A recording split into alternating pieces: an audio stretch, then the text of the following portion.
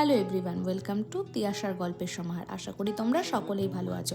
তো আজ রবিবার সকাল সকাল ঘুম থেকে উঠিনি, একটু দেরি করে উঠে দরজা জানলা খুলে 2 মিনিট দাঁড়িয়ে শীতের ঠান্ডা হাওয়া গায়ে নিয়ে আমি আমার কাজ শুরু করে দিলাম। উপরে যেটুকু কাজ থাকে সেই কাজগুলো হচ্ছে গিয়ে ঘরটা ঝাড় দিয়ে নিলাম, বিছানা পরিষ্কার করে নিলাম, তারপর এই যে জামা কাপড়গুলো হাতে দেখছো সেগুলো নিচে এসে কেচে ধুয়ে রোদে দিয়ে দিলাম।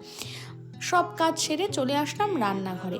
আজ রবিবার যেহেতু, তাই শাশুড়ি বৌমা অনেকদিন ধরে ঠিক করেছিলাম এই রবিবারে ফ্রাইড রাইস আর চিকেন কষা বানাবো, সেটাই বানানোর প্রস্তুতি চলছে। এদিকে রসুন, পেঁয়াজ, বিনস, গাজর সব কাটাকুটি করে নিয়েছিলাম। এইবার দেখবে সেকেন্ড পেঁয়াজটা যখন আমি কাটছি আমার নাকে চোখে এক হয়ে যাচ্ছে, মানে এটা আমার অভ্যেস, মানে খুব বাজে, মানে কান্না করে দিই আমি। আমার মতো কে কে এরকম কান্না করো সেটা কিন্তু আমায় কমেন্টে জানিও।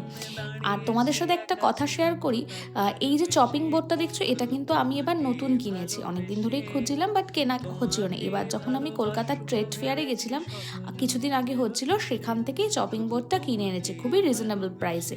এই তোমাদের সাথে কথা বলতে বলতে দেখো আমি গাজরটা কাটাও শুরু করে দিয়েছি। তো আমি গাজর কাটা হয়ে যাওয়ার পর দেখে নাও সব এই যে গুছিয়ে নিয়েছি এক জায়গায়, পেঁয়াজ, বিনস, গাজর, রসুন, আদা সব গুছিয়ে নেওয়ার পর আমি এদিকে রান্নার কাজে চলে আসলাম। এদিকে একদিকে ভাতটা বসিয়ে দিয়েছি ফ্রাইড রাইসের জন্য, আর ওইদিকে আমি চিকেন কষার জন্য মশলাটা কষতে বসিয়ে দিয়েছি। মশলা একটু কষতে কষতেই তার মধ্যে লবণ, চিনি, হলুদ, একটু শুকনো লঙ্কার গুঁড়ো দিয়ে নিচ্ছিলাম। তারপর না আমি আর কোনো ক্লিপস নিতে পারিনি, কারণ আমার ফোনের চার্জটা শেষ হয়ে গেছিলো।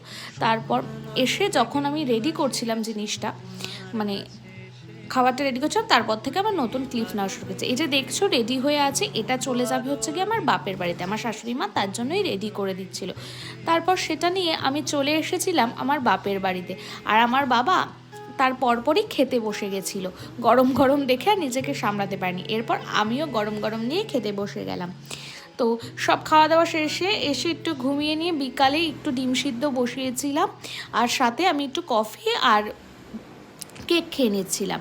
সামনেই তো 25 ডিসেম্বর, আর এইভাবে আজকে সারাদিনটা কাটালাম। তো চলো টাটা।